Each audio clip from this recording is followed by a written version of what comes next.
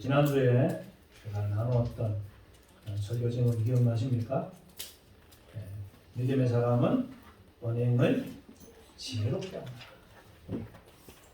이 지혜라고 하는 것, 우리가 말을 지혜롭게 하고 또 행동을 지혜롭게 하는 것은 사실 우리의 능력 밖의 문제죠. 혀를 누가 능히 길들일 수 있겠느냐? 어떻게 지난 일주일 동안 혀를 좀 잘 길들여 보셨습니까? 입에 재갈을 좀 물리셨나요? 어떻게 남편에게 화를 쏟아내지 않고 좀 차분하게 상냥한 말로 또 존중하는 의미로 그렇게 대화를 나누셨습니까? 참 쉽지 않죠. 나도 모르게 그냥 막 묵 하고 올라오게 되면 우리 아들, 딸들에게도 그냥 험악한 말을 할 수밖에 없는 연약한 우리들의 존재. 그래서 그러한 지혜는 내 힘이 아니라 성령이 하늘로부터 주셔야만 되는 줄 믿습니다. 그래서 야고보서 1장 5절 말씀에도 너희 중에 누구든지 지혜가 부족하거든 모든 사람에게 구히 주시고 꾸짖지 아니하시는 하나님께 어떻게 하라고요? 구하라. 그리하면 주실 것이다. 그렇습니다. 내 힘으로는 참 그런 지혜가 없죠. 그러나 성령께서 그런 지혜를 우리에게 구하는 자에게 주실 줄 믿습니다. 이런 지혜를 얻게 되면 이 하늘의 지혜를 통해서 우리가 살아가는 가정과 그리고 그 조직과 사회가 화평을 누리게 됩니다. 그래서 우리가 3장 17절 18절에 이렇게 말씀하시잖아요. 오직 위로부터 난 지혜는 첫째 성결하고 그 다음에 화평하고 관용하고 양순하고 긍휼과 선한 열매가 가득해서 편견과 거짓이 없어지게 된다. 얼마나 사모되는 말씀인지 모르겠습니다. 나에게 이런 열매들이 좀 맺히게 했으면 좋겠다. 결국은 18절에 화평하게 하는 자들은 이런 사람들은 화평하게 만드는 피스메이커가 되는데요. 화평으로 심어 의의 열매를 거두게 된다. 이렇게 하늘의 지혜를 받아 화평을 누리게 될 때 우리는 의로운 사람이라 세상조차도 그렇게 고백하게 되는 하나님의 사람이 될 줄 믿습니다. 이것이 우리들의 최종 목표가 아니겠습니까? 주님다운 모습. 가정사역 전문가 중에 이 게리 체프만이라고 하는 목사님이 계십니다. 요즘 우리 한국에서는 오은영 박사라고 하는 분이 굉장히 상담사로 유명한데 미국에서는 이 게리 체프만 목사님이 굉장히 유명한 분이시거든요. 근데 이분이 처음부터 가정사역을 잘 하셨느냐? 여러분 가정사역자라면 자기 가정도 잘 다스려야 되잖아요. 근데 그러지 못했습니다.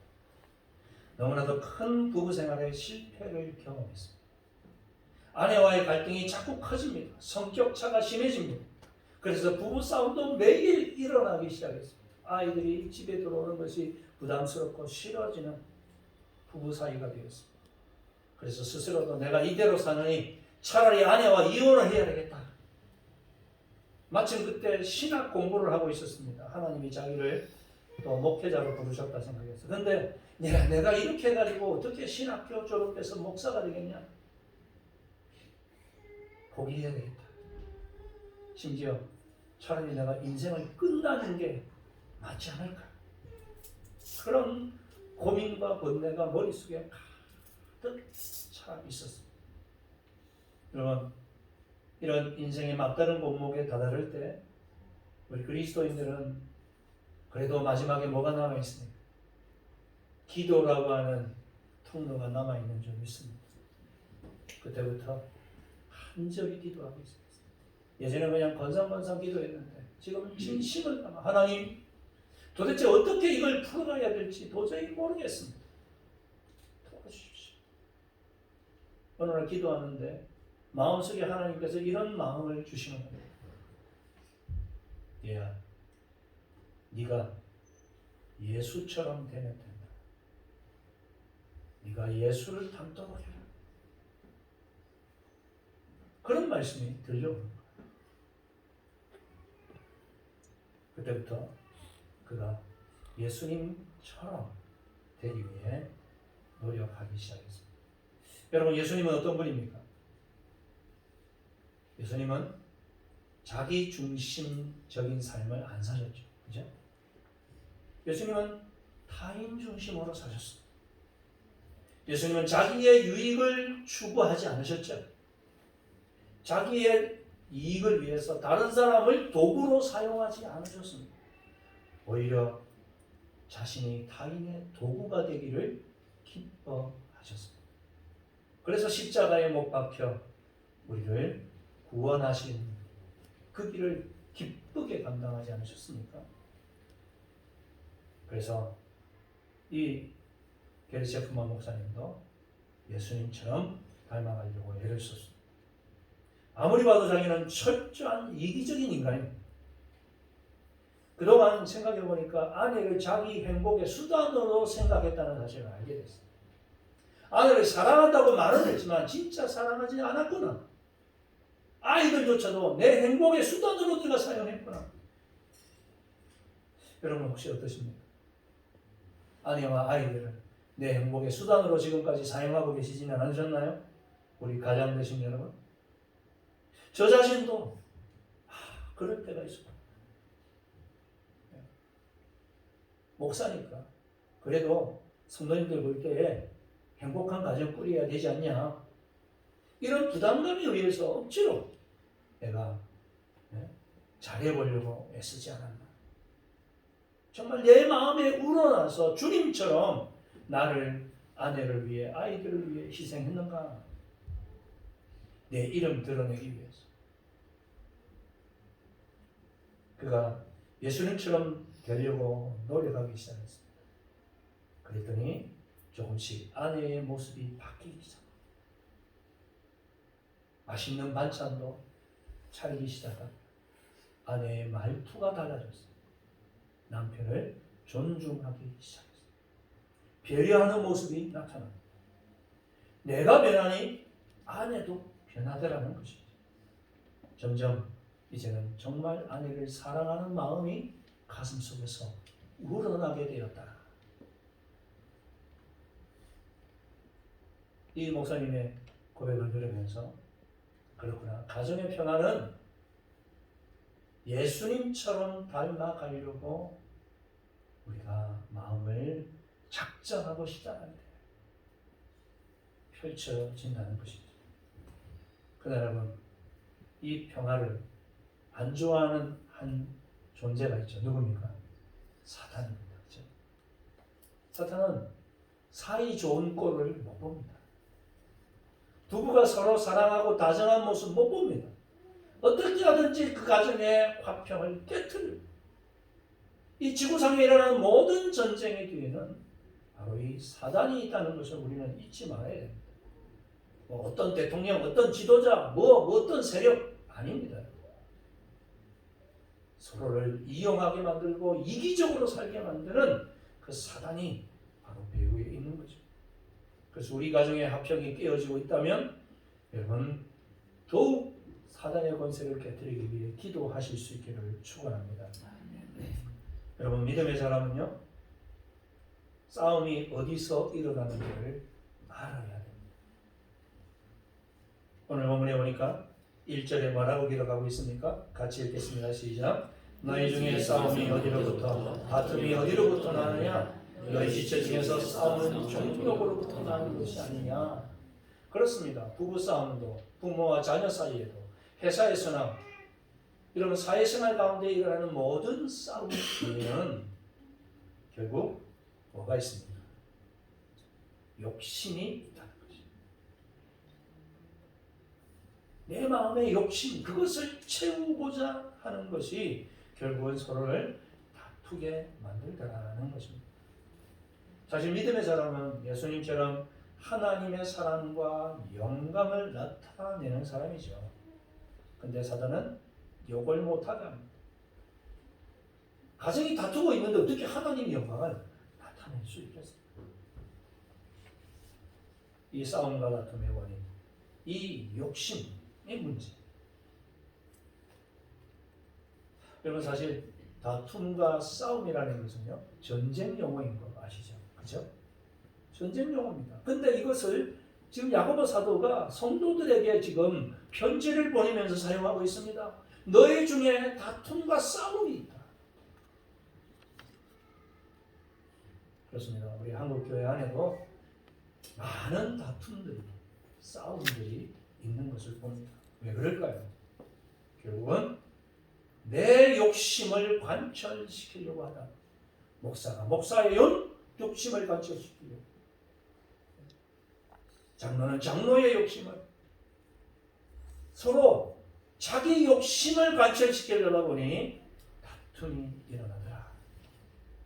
그렇습니다. 결국 싸움은 내 내면에서 시작되는 것입니다. 내 욕심을 내가 얼마나 죽이느냐, 우리 주님의 마음을 갖느냐, 정욕과 얼마나 싸우느냐, 이것이죠. 여러분, 요즘 자꾸 타인과 갈등이 일어나고 계십니까? 그렇다고 한다면 그 원인이 바로 내 안에 있다는 사실을 기억하실, 내 문제구나. 내 마음에서 지금 내 정욕이 지금 다른 사람을 용납하지 못하게 만들고 오히려 이용하게 하는구나. 2절 말씀을 보면 너희는 욕심을 내어도 얻지 못하여 살인하며 시기하여도 능히 취하지 못하므로. 그렇습니다. 욕심이 있기 때문에 뭐합니까? 내 욕심 채우려고 심지어 살인까지 한다. 이 세상의 대부분의 살인이 다 그런 거 아닙니까? 내가 원하는 것 얻으려다 보니 상대방을 죽이게 되는 거죠. 다투고 싸움이 바로 거기서 일어난다. 너희가 얻지 못하면 구하지 아니하기 때문이요. 그렇습니다. 여러분, 심지어 3절 말씀해 보니까 구하여도 받지 못하면 정욕으로 쓰려고 잘못 구하기 때문이다 라고까지 이야기하십니다. 기도의 문제까지도 이 욕심이란 문이 들어가서 기도의 정신을 흐트러뜨린다는 것입니다. 요즘에 여러분 기도 제목이 어떤 것입니까?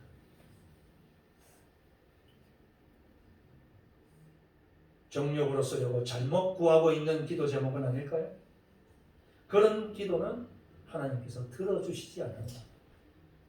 분명히 주님 말씀하셨습니다. 구하라, 찾으라, 두드리라. 구하는 이가 얻고 찾는 이가 찾고 두드리는 이에게 열릴 것이다. 기도를 강조하는 말씀이지만 그러나 응답받을 수 없는 기도도 있다. 정욕으로 구하는 것, 그것은 잘못 구하는 것이다. 그렇습니다. 이 세상에 일어나는 모든 문제도 바로 이 정욕 때문이죠. 탐욕 때문이죠. 그래서 우리는 정치판에서 날마다 그 권력을 탐하는 자들의 그 사나운 그 싸움을 보고 있습니다. 돈 욕심을 내는 사람들은 어디서 싸웁니까? 경제판에서 싸우죠. 인기를 추구하는 자는 연예계에서 싸우기도 하고, 심지어 우리 그리스도인들은 이 기도 속에서도 자기 욕심과 싸우고 있다. 여러분, 신앙의 성숙은 주님을 닮는 것이고, 주님을 닮는다는 것은 내 안의 욕심을 주님의 뜻으로 바꾸어가는 것인 줄 믿습니다. 오늘 귀한 찬양 부르잖아요. 원하고 바라고 기도. 내가 원하는 것을 위해서 기도하는 것이 아니라 주님이 원하는 것을 위해서 기도하는 저와 우리의 기도 생활이 될 수 있기를 축원합니다. 4절에 간음한 자들아, 간음한 여인들아, 세상과 벗된 것이 하나님과 원수됨을 알지 못하느냐? 그렇습니다. 여러분, 세상과 벗이 되면 자동적으로 누구와 원수가 됩니까? 하나님과 원수. 세상을 너무 좋아하지 마십시오.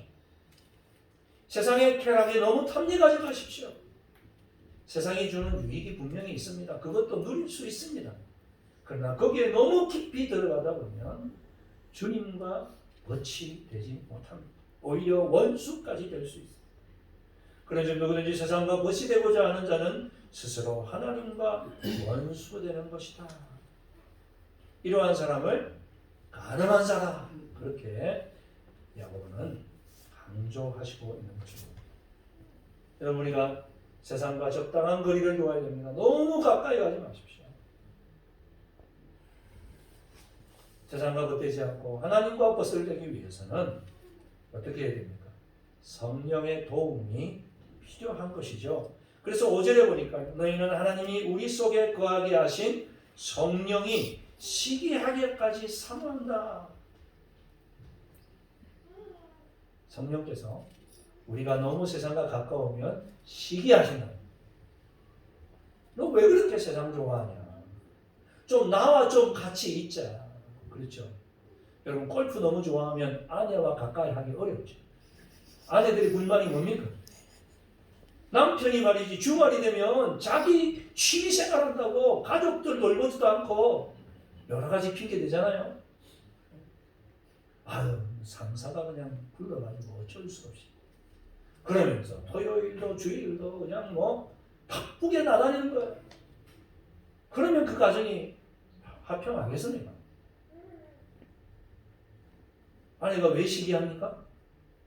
남편을 사랑하니까.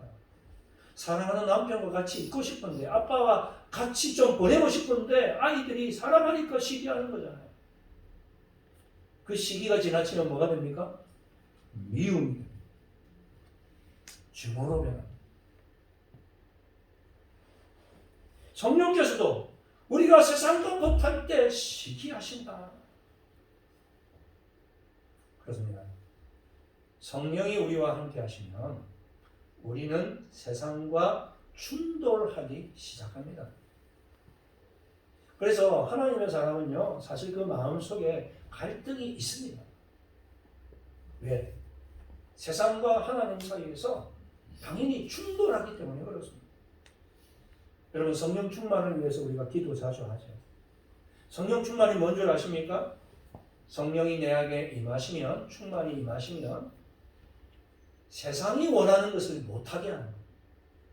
하나님이 원하시는 것을 하게 하는 겁니다. 그러니 내가 원하는 것과 하나님이 원하는 것이 내 안에 있으니 갈등이 일어나고 충돌이 일어나는 것입니다. 신앙이 약할 때는 그런 갈등 없습니다. 그러나 신앙심이 깊어질수록 갈등이 일어나는 게 당연한 겁니다.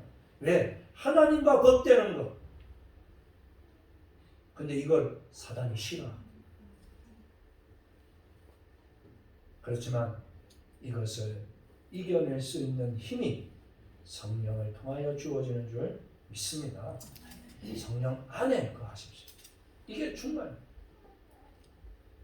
두 번째로 믿음의 사람은요, 자기를 낮추어야 합니다. 6절 말씀해 보니까 다 같이 읽겠습니다. 시작. 그러나 더욱 큰 은혜를 주시나니 그러므로 일렀으되 하나님이 교만한 자를 물리치시고 겸손한 자에게 은혜를 주신다 하셨느니라. 아멘. 하나님께서 우리에게 은혜를 주십니다. 큰 은혜. 그 은혜가 뭐냐?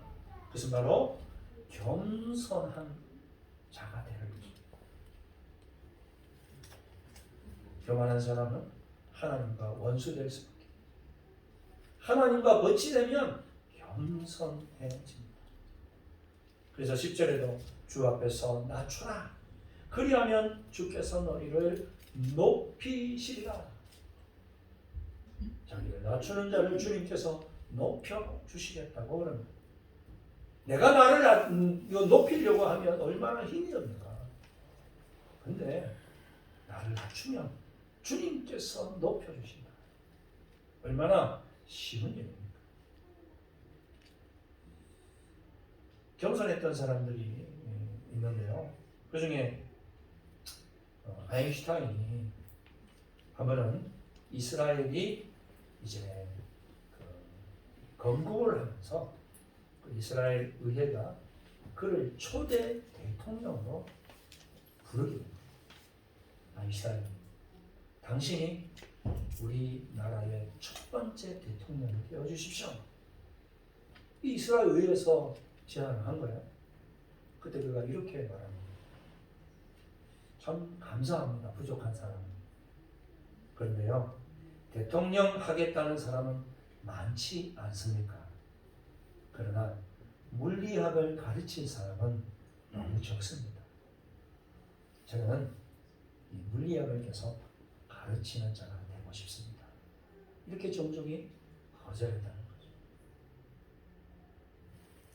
또 이 이스라엘이 건국할 때 건국의 아버지로 추앙을 받는 분이 있는데 이 벤 구리온이라고 하는 분, 혹시 들어보셨는지 모르겠습니다. 이분은요 초대 수상직을 맡았는데요. 그가 얼마나 이 건국을 위해서 애를 썼는지 모든 백성들이 추앙했습니다.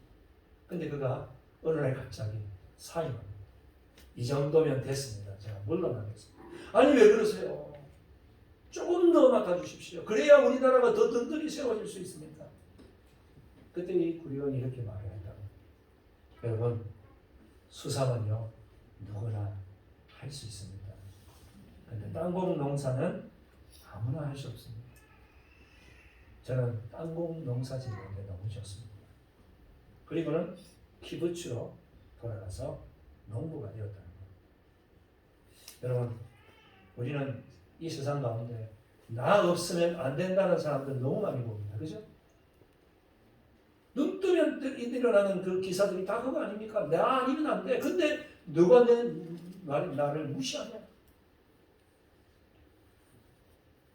정말 존경받고 그리고 역사에 길이 남는 인물들은 자기를 낮추는 사람입니다.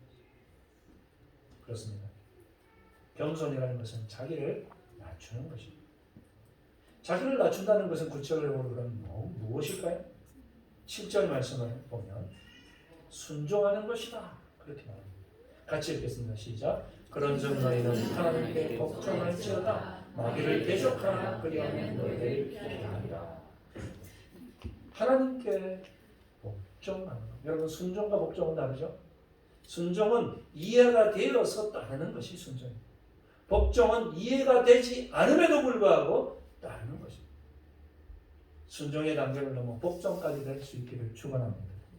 왜요? 하나님을 신뢰하기 때문에 복종하는 겁니다. 하나님 아버지가 나에게 해악을 끼칠 리가 없지. 안 좋은 일 시킬 리가 없지. 그러므로 이해되지 않지만 내가 따르겠다. 근데 이것을 못하게 하는 것이 마귀입니다.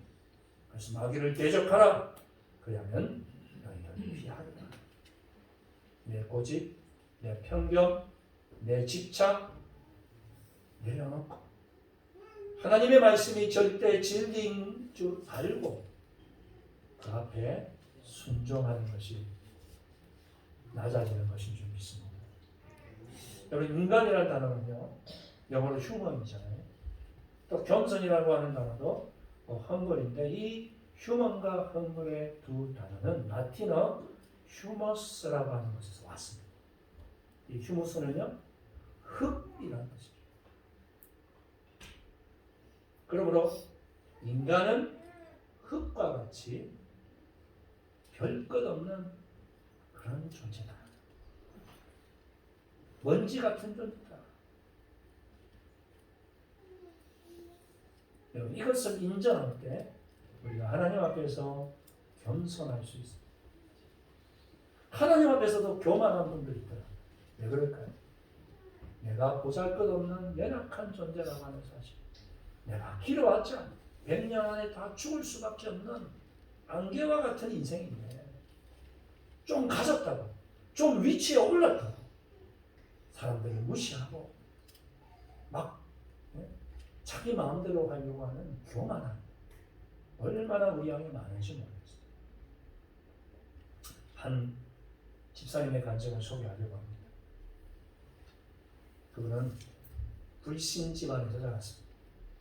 아주 골수 불교 집안이죠. 그러다가 어느 날 고 2학년 때, 고등학교 2학년 때 하도 친구가 그냥 교회 가자고 해서 한번 따라가줬대요. 마침 갔는데 목사님이 설교를 하시는데 오병이어 설교를 하시는 겁니다. 오병이어. 보리떡 5개와 물고기 2마리로 나누어 주었더니 5,000명이 먹었다. 그랬더니 성도들이 듣고는 아멘 하는데 자기는 도저히 이해가 안 되더라고요. 도대체 물고기 2마리가 보리떡 5개로 어떻게 5,000명을 먹이지? 속으로는 코웃음 쳤죠. 아이고 다들 정신병자들인데. 그리고 학교 가서 이야기하다가 다른 친구들하고 야 도대체 물고기 2마리로 5,000명을 어떻게 먹여? 야 다른 친구들은 그래 말이야. 그 물고기 2마리가 고래였나? 이러면서 교회 다니는 친구들을 비아냥 거리는 것이죠. 세월이 흘렀습니다. 이제 결혼도 했고 아이도 2 낳았습니다. 그런데 어느 날 지인의 권유에 의해서 직장 상사였었는지 모르겠어요. 어쩔 수 없이 한번 교회에 따라갔습니다. 근데 이상하게 고2 때와는 마음이 달랐어요. 평안함을 느꼈어요. 그리고 등록을 했습니다. 그래서 목사님이 신방을 했어요. 근데 이 신방은 목사님이 또다시 본문을 펼쳤는데 이 오병이어 사건이었다는 겁니다. 살다 보면 성도님 우리 인생에도 빈들과 같은 상황을 맞이하게 됩니다. 그때 아무것도 구할 수 없는 그 빈들에서 그때 인간의 지혜와 능력으로는 해결할 수 없지만 우리 주님 함께 하시고 그 빈들이 풍성함이 넘치는 그런 놀라운 기적으로 변화될 줄 믿으시기 바랍니다. 이 말씀을 듣고 깨달았다는 거야. 내가 너무 그때 어렸었구나. 섣불리 판단했구나. 그러면서 신앙생활을 시작했는데 어느 날 청천벽력 같은 소식이 들려왔어요. 둘째 아이가 7살인데 귀가 자꾸 아픈 거예요. 며칠 전에 수영장 갔다 와서 물이 들어갔나 중이염인가 싶어서 갔는데 병명을 모르겠다는 거예요. 그래서 개인병원에서 이제 종합병원 가봐. 대학병원에서 검사를 해보았더니 세상에 소아암의 일종인 신경화 세포종이라고 하는 것이 틀렸는데 이게 허리에부터 시작되어서 척추를 타고 폐와 머리까지 전이가 되어서 도저히 손을 쓸 수 없다. 이 소식을 듣고 이분이 얼마나 마음이 아프고 어떻게 해야 할지 막막한지 병원에서 권유하는 대로 그래도 항암 치료를 하면 시작해 보았죠. 시간이 지날수록 아이가 말라가고 머리털이 빠지고 그런 모습을 보면서 너무너무 견딜 수 없어서 아파트 계단에서 펑펑 울죠. 아이가 혹시라도 들을 그러다가 다시금 이 집사님이 오병이어의 말씀을 붙잡았습니다. 그렇습니다. 내가 빈들을 지금 지나고 있어. 아무것도 지금 내 능력으로는 할 수가 없습니다. 우리 주님께 맡기면 그 오병이어가 5,000명을 먹이셨다고 하지 않습니까? 그 기적을 나에게 베풀어 주십시오. 우리 주님 들어주시겠습니까? 네, 놀라운 역사입니다.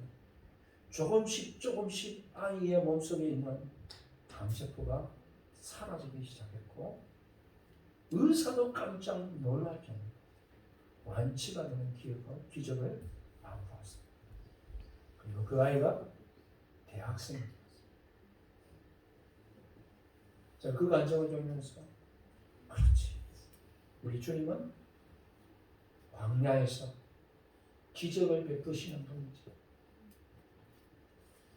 자신의 그 교만했던 마음을 다 내려놓고 주님 앞에 겸손히 엎드렸을 때 하나님은 우리에게 생각을 뛰어넘는 은혜를 베풀어 주시는 분인 줄 믿습니다.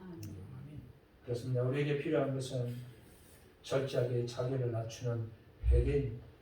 9절 말씀을 같이 읽겠습니다. 시작. 슬퍼하며 애통하며 울지어다. 너희 웃음을 애통으로 너희 즐거움을 근심으로 바꿀지어다. 때로는 하나님께서 우리에게 슬퍼할 수밖에 없는 그런 어려움을 주십니다. 그때에 비로소 우리는 나 자신을 발견합니다. 회개하게 됩니다. 내가 얼마나 더럽고 추악한 자인지 고백합니다. 나 자신. 그럴 때 우리 주님 어떻게 하십니까? 10절에 주 앞에서 너 자신을 낮추면 주께서 너를 높여 주시리라. 주님께서 그 인생의 빈들에서 풍성함의 은혜를 베풀어 주실 줄 믿습니다. 우리 시간 찬양으로 한번 고백을 드렸으면 좋겠습니다.